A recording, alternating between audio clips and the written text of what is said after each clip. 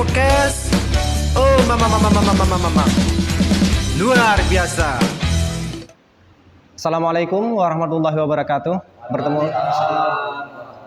Sahabat Caper, bertemu lagi bersama saya Mahazir ZA, Wakil Ketua Bidang Informasi dan Penelitian DPD PPNI Biren. Saat hari ini saya tidak sendirian, sudah hadir di tengah-tengah kita 4 narasumber hebat. Ya, sudah seperti kita lihat ada Bapak Dr. Irwan Agani. Assalamualaikum. Selamat sore Bapak. Selamat sore. Ada Dr. Zumirza, spesialis bedah. Selamat sore Bapak. Dan beliau ini adalah seorang tokoh masyarakat ya, yang sudah dikenal banyak oleh masyarakat Biren. Beliau adalah Haji Muklis Takabaya, Direktur Utama Takabaya Perkasa Group. Dan yang narasumber keempat kita itu Bapak kita Ketua DPD PPNI Biren, Bapak Nasmir Zaltawi MKM. Selamat siang, selamat sore Bapak. Baik, sahabat Caper, hari ini kita akan membahas tentang Biren Sehat 2025 yang digagas oleh Dinas Kesehatan Kabupaten Biren. Oke, sahabat Caper, supaya tidak ketinggalan informasi, kita sudah menghadirkan langsung narasumbernya, yaitu yang menggagas program Biren Sehat 2025. Langsung saja kita tanyakan kepada Bapak Dr. Irwan. Ini kan Bapak adalah penggagas Biren Sehat 2025. Nah, yang menjadi pertanyaannya, Biren Sehat 2025 ini sudah sejauh mana sih? Atau memang sebatas ancang-ancang di program, atau memang sudah terrealisasi di masyarakat? Baik, terima kasih yang saya hormati Ketua ID Cabang Kabupaten Biren, tokoh masyarakat Kabupaten Biren Haji Muklis Takabaya, kemudian Ketua PPNI Cabang Biren, dan teman-teman yang mendengar acara kegiatan kita pada hari ini. Baiklah, yang pertama saya akan menyampaikan sedikit tentang apa itu Kabupaten Sehat. Jadi secara definisi itu dapat diartikan bahwa Kabupaten Sehat itu adalah suatu kondisi yang aman, nyaman, kemudian bersih, sehat untuk dihuni oleh penduduk yang dicapai melalui penyelenggaraan beberapa kegiatan yang terintegrasi dan disepakati masyarakat dan pemerintah daerah. Kenapa kita batasi Biren Sehat 2025? Ini kita mengacu kepada rencana pembangunan jangka panjang negara kita Republik Indonesia tahun 2025. Jadi ada rencana jangka panjang pemerintah, batasannya memang sampai tahun 2025. Jadi kita Kabupaten Biren ini membatasi dulu sampai tahun 2025, walaupun pemerintah Indonesia melalui Kementerian Kesehatan itu sudah pernah mencanangkan Indonesia Sehat tahun 2000. Tetapi kondisi hari ini Kabupaten Biren belum mencapai ke arah itu, sehingga kita ini berinisiasi bagaimana menciptakan kondisi yang saya sampaikan tadi, agar masyarakat kita ini kondisinya dalam kondisi kabupaten, lingkungannya khususnya yang bersih, nyaman, aman, dan sehat, agar kondisi seperti itu menciptakan masyarakat yang sehat secara menyeluruh, sehingga kami berinisiasi mendorong agar Kabupaten Biren ini bisa mencapai itu. Karena untuk Indonesia itu sudah banyak kabupaten kota yang mencapai kondisi daerahnya sebagai kabupaten kota sehat. Kalau untuk Aceh itu kota Banda Aceh, kemudian Aceh Besar sudah mengarah ke situ, Sabang, Langsa. Sementara kita Kabupaten Biren ini masih jauh dari harapan menjadi kabupaten sehat. Tentunya ini ada indikator-indikator yang harus kita capai. Salah satu pintu masuk untuk berada di kabupaten sehat itu adalah desa bebas buang air besar sembarangan, atau bahasa lainnya itu desa ODF. kondisi hari ini di posisi bulan September, Kabupaten Birun itu baru bisa mencapai 30% desa ODF. Karena itu pintu masuk untuk menjadi kabupaten sehat. Apabila kita sudah mencapai angka 70%, nah itu kita baru boleh mengajukan diri sebagai kabupaten sehat untuk dinilai oleh pemerintah pusat. Kalau boleh kami berikan contoh, untuk tahun 2023 pemerintah pusat melalui Kementerian Kesehatan itu menetapkan kota Banjarbaru di Provinsi Kalimantan Selatan itu sebagai kota sehat tahun 2023. Dan Biren mencita-citakan ke arah itu. Apabila angka 70% desa ODF tadi sudah bisa kita capai, kita tinggal mempersiapkan persyaratan indikator lainnya yang sudah dari dulu itu sudah kita jalankan untuk mencapai indikator-indikator yang telah ditetapkan tersebut. Di antaranya tentang masyarakatnya merokok, kemudian memberi ASI eksklusif untuk bayi berusia di bawah 6 bulan, kemudian tentang penanganan gangguan jiwa itu yang tidak boleh ditelantarkan, kemudian kondisi masyarakat akses terhadap air minum, dan indikator-indikator lainnya. Ini semua harus kita penuhi agar kita berada di posisi kabupaten sehat. Mungkin demikian gambaran awal yang dapat kami sampaikan. Baik, Pak. Tadi Bapak sudah menjelaskan bahwa salah satu indikatornya adalah program ODF ya, Open Defecation Free. Artinya tersedia jamban di setiap rumah. Apakah ini kalau tidak salah saya ada 7 indikator Pak dari program Kementerian Indonesia Sehat. Kalau Bapak bilang tadi Bapak menyinggung bahwa ini turunan dari Indonesia Sehat gitu ya Pak ya. Nah, apakah ini menjadi satu fokus atau memang menjadi 7 fokus? Salah satunya kalau nggak salah saya juga disebutkan bahwa kabupaten kota yang sehat juga termasuk ke dalam program kabupaten kota sehat. Atau memang Dinkes kita memang fokus satu titik ODF saja gitu Pak? Iya, baik, terima kasih. ODF-nya itu adalah pintu masuk. Apabila ODF-nya sudah bisa kita capai 70%, itu baru kita boleh mengajukan diri sebagai kabupaten sehat untuk dinilai. Karena kenapa selama ini kota yang terasa lebih menggema? Karena kabupaten ini sangat susah untuk kita capai nih, karena persyaratannya yang sangat berat tadi. Untuk mendapatkan desa ODF saja itu luar biasa yang harus upaya kita yang harus kita laksanakan, karena setiap desa itu tidak boleh ada satu rumah pun yang tidak memiliki jamban. Seandainya satu desa, apakah ini di perkotaan, katakanlah di Kecamatan Kota Juang untuk Kabupaten Birun, satu rumah saja yang tidak memiliki jamban, ini belum boleh masuk dalam kategori desa bebas buang air besar. Jadi persyaratannya memang sangat berat. Makanya terkesan tidak ada kabupaten yang menjadi kabupaten sehat, sehingga kita berinisiasi ini, berinisiatif untuk menjadikan Birun ini bisa kita capai 70% desa ODF, insya Allah bisa. Kita dengan berbagai dukungan untuk mendapatkan setiap rumah itu harus punya jamban. Baik. Tadi Bapak sudah menjelaskan, itu salah satu indikatornya Pak. Jadi kalau untuk pelayanan sendiri Pak, maksudnya kita berbicara dalam lingkup kesehatan ini. Untuk tentunya Bapak sebagai kepala dinas ini punya bawahan, maksudnya punya tanggung jawab yang tergabung.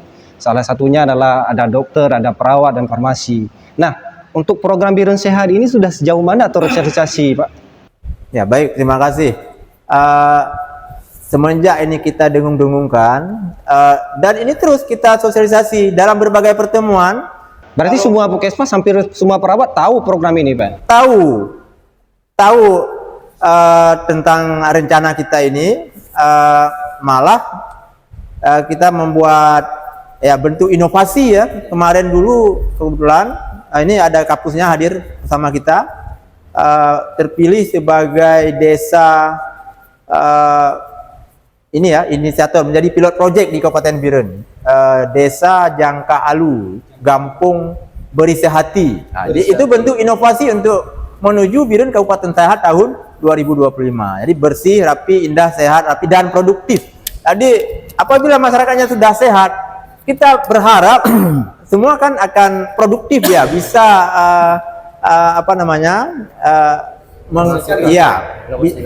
untuk mendapatkan tambahan pendapatan penghasilan untuk keluarganya. Kalau sejauh ini Pak, maksudnya keberhasilan dari semenjak Bapak mendengungkan program Biren Sehat 2025 sampai sekarang ini November 2023 kira-kira sudah mencapai berapa persen? Ya baik, alhamdulillah. Saat saya diberi kepercayaan menjadi kepala dinas, posisi Biren itu di posisi 17 untuk kabupaten kota di Provinsi Aceh. Dan alhamdulillah posisi hari ini Biren sudah di posisi kelima. Urutan capaiannya untuk menuju ke Biren Kabupaten Sehat. Dan untuk memotong kota Banda Aceh ini memang membutuhkan upaya yang sangat berat, karena mereka posisi hari ini sudah di posisi itu, sedangkan kita Biren ini kan baru bergerak, tetapi target saya kita berada di posisi 10 besar, alhamdulillah sudah terpenuhi untuk tahun 2023. Artinya di tahun 2023 ini sudah tercapai gitu Pak? Ya alhamdulillah untuk posisi 10 besarnya, tetapi dalam hal nilai angka indeksnya masih perlu kerja keras. Ini kan punya waktu 2 tahun lagi Pak, sisanya 2 tahun lagi kalau kita berbicara tentang 2025. Nah, apa ada kendala mungkin Pak yang Bapak rasakan dalam hal mungkin, atau memang Bapak optimis? Gimana nih optimis untuk bahwa Biren ini akan mencapai derajat Kabupaten Sehat di tahun 2025? Baik, terima kasih. Tentunya kenapa ini kita gaungkan, karena tidak mungkin Dinas Kesehatan ini bergerak sendiri.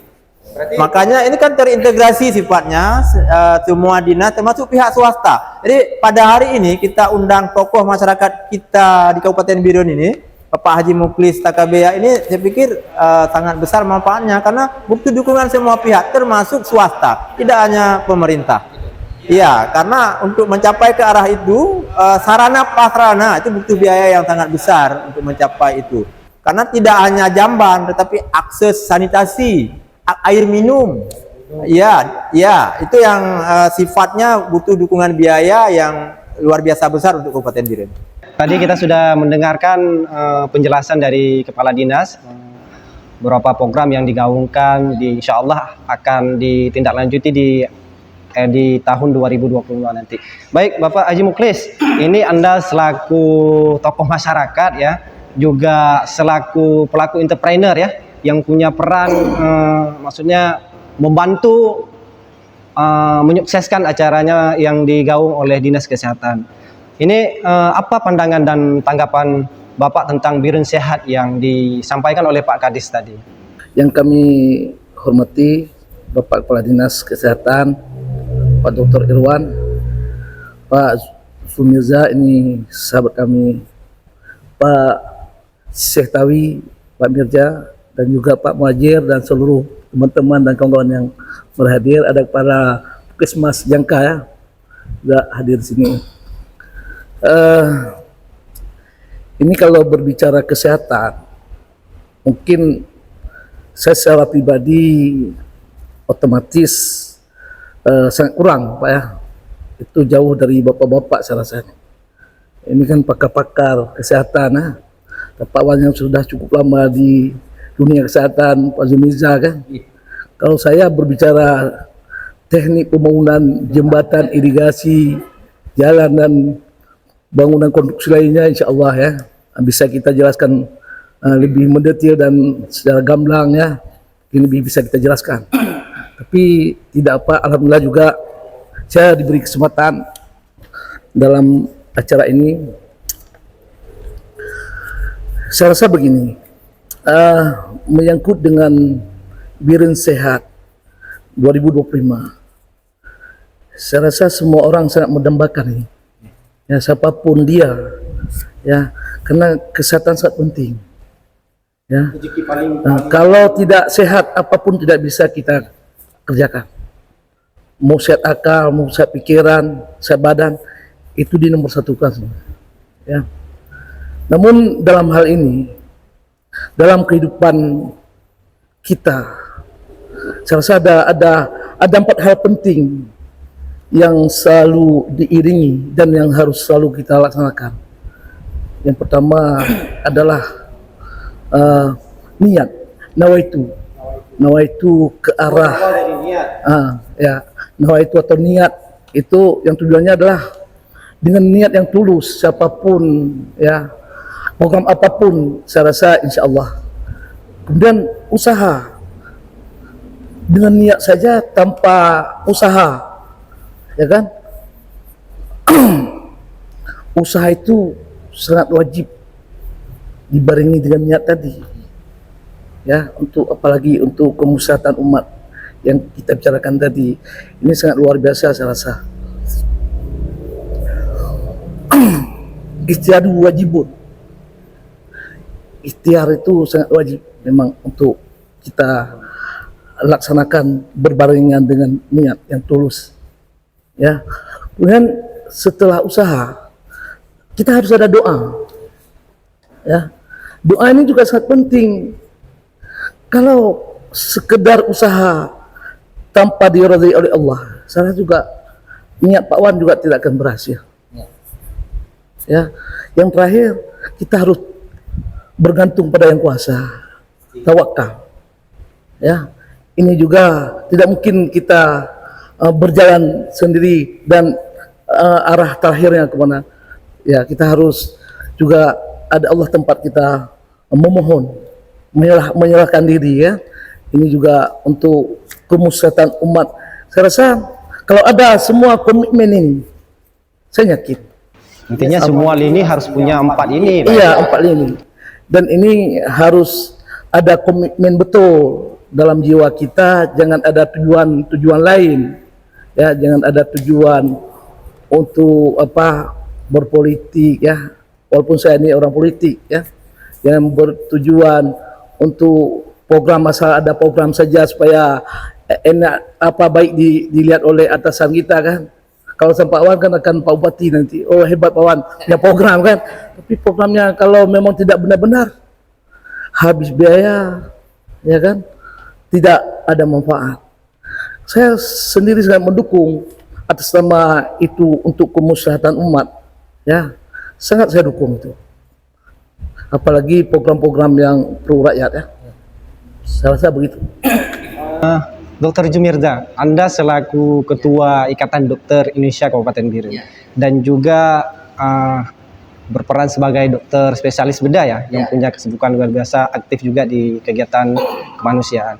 Bagaimana tanggapan dan pandangan Bapak mengenai apa yang disampaikan oleh Pak Kadis kita tadi? Ya, terima kasih. Pertama, Assalamualaikum warahmatullahi wabarakatuh. Waalaikumsalam. Terima kasih kepada narasumber, pada Kepala Dinas Kesehatan Kabupaten Biren, tokoh masyarakat kita yang tidak asing lagi, Pak Haji Muklis Takabea yang luar biasa, kemudian Pak Syekh Tawi. Ini saya tidak henti-henti melihat ya caper yang luar biasa ya. Sebenarnya saya terharu ya. Kenapa? Ini adalah yang pertama itu saya menyimpulkan sebenarnya dari 2 ahli-ahli yang luar biasa. Ini sebenarnya isi udah keluar.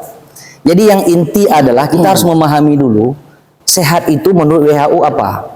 Itu dulu harus dipahami. Karena kenapa? Itu harus sehat fisik, mental, dan sosial. 3 aspek. Aspek itu sangat penting. Itu dulu redaksi. Kemudian setelah kita WHO ini apa yang dilihat di WHO sendiri? Fisik, mental, sosial. Kemudian jauh dari kecacatan dan sebagainya. Itu satu. Itu dinamika yang harus kita pegang dulu ya.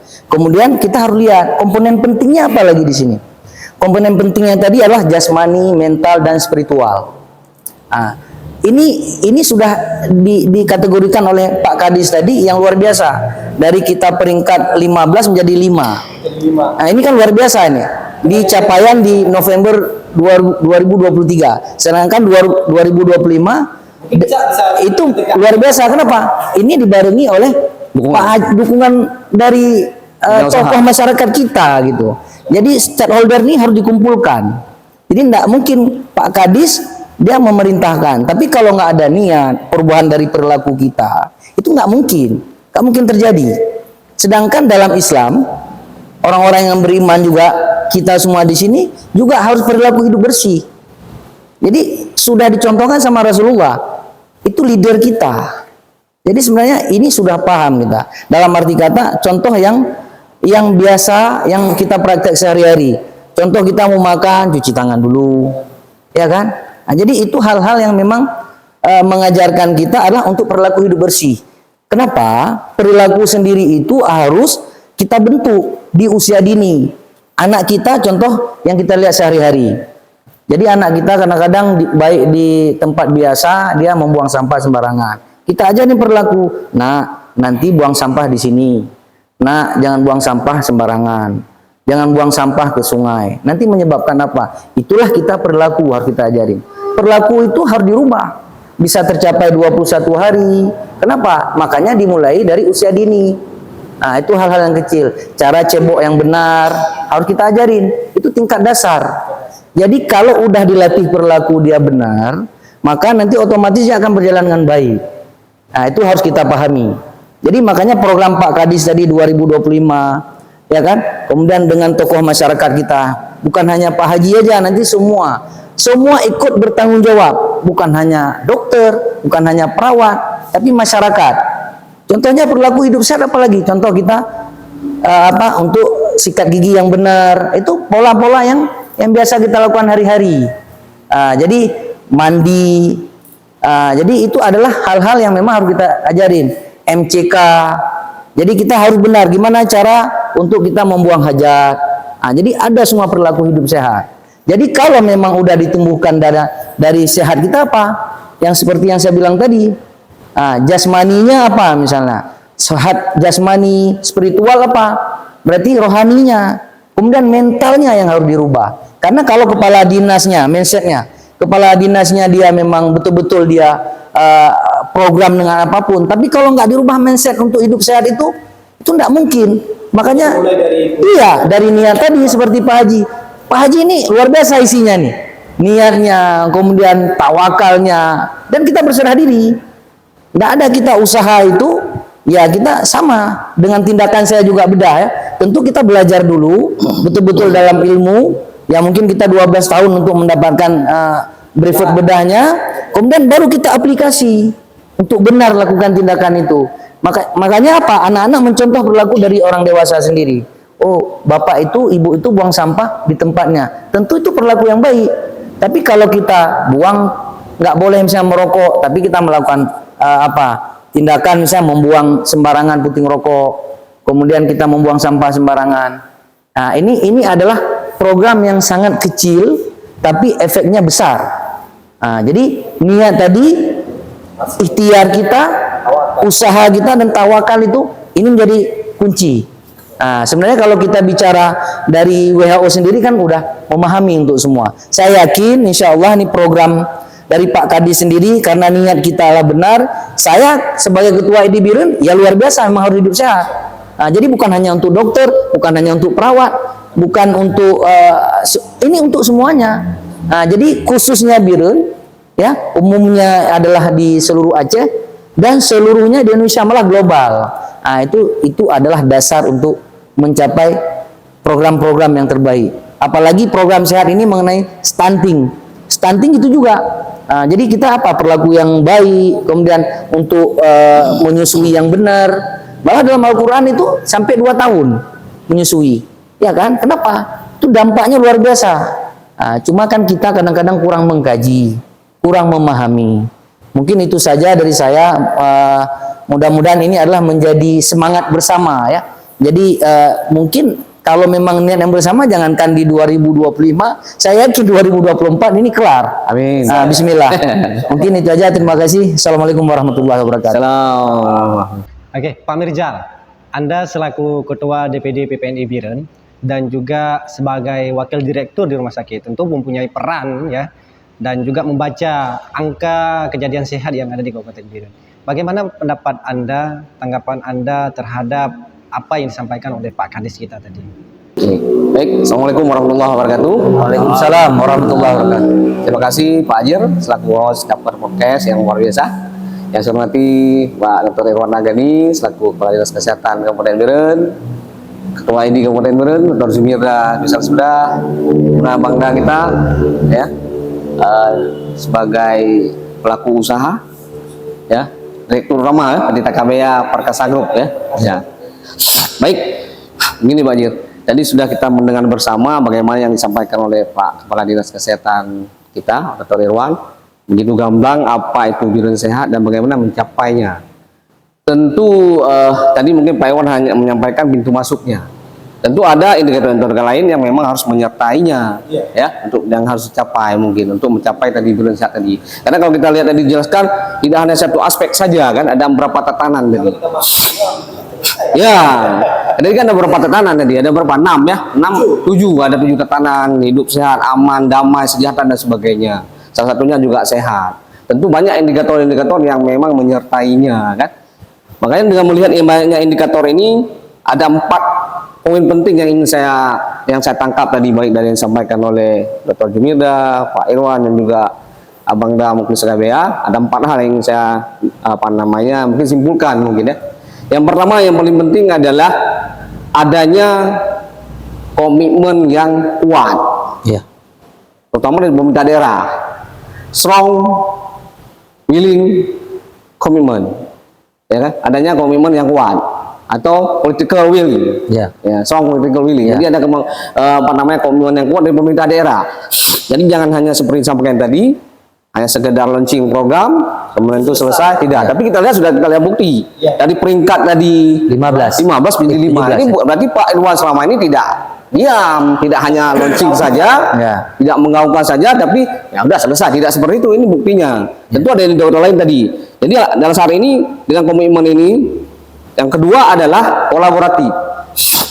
Ada sinergisitas, ada harmonisitas. Tadi ini sinergi organisasi profesi, pelaku usaha, elemen masyarakat, tokoh ulama, tokoh adat dan sebagainya, itu perlu ada sinergisitas. Karena tidak mungkin banyak indikator tadi tercapai hanya dengan satu orang Pak Iwan.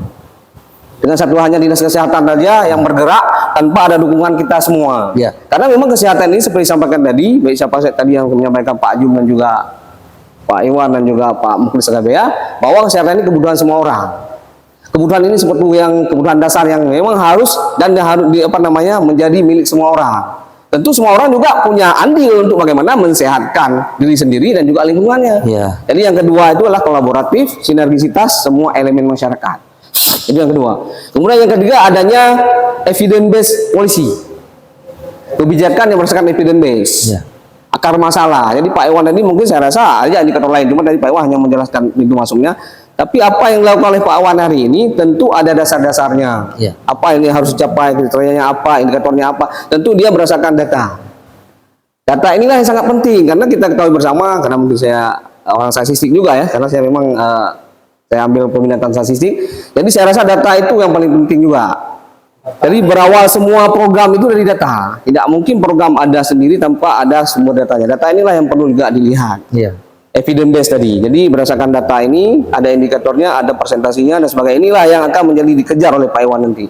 Berapa kriteria-kriteria, capaian-capaiannya, ya kan? Sehingga keputusan yang diambil oleh Pak Iwan dan siapapun mungkin membuat program adalah berdasarkan data dan ilmu pengetahuan. Ya. Libatkanlah orang-orang yang pakar di bidang itu, siapapun dia, pakar dari organisasi dan sebagainya. Kemudian yang keempat yaitu yang terakhir adalah adanya SDM ya tadi, yaitu SDM yang pelaku kesehatan itu. Tadi sudah disampaikan Pak Iwan ya, disampaikan bagaimana pelaku kesehatan ini karena menjadi pilot project, menjadi leading sektor dari bidang sehat ini. Orang-orang kesehatan kita masuk kita hari ini. Ya. Ini bagaimana kita ini menjadi orang garda terdepan untuk mendukung program ini, membantu Pak Iwan. Ya. Dengan apapun yang bisa kita lakukan, sekecil apapun. Ya.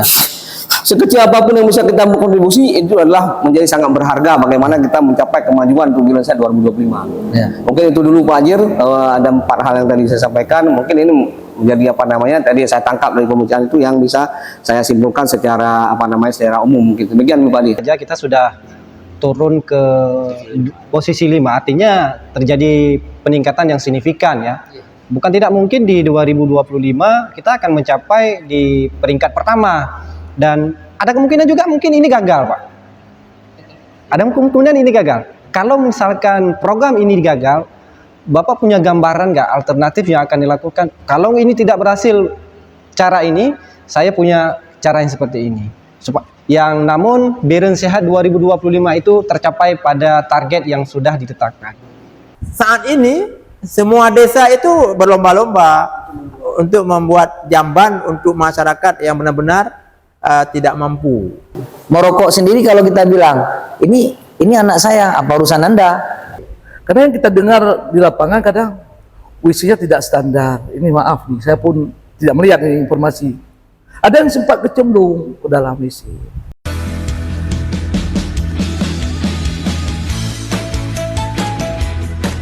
Caper Podcast. Oh, mama. Luar biasa.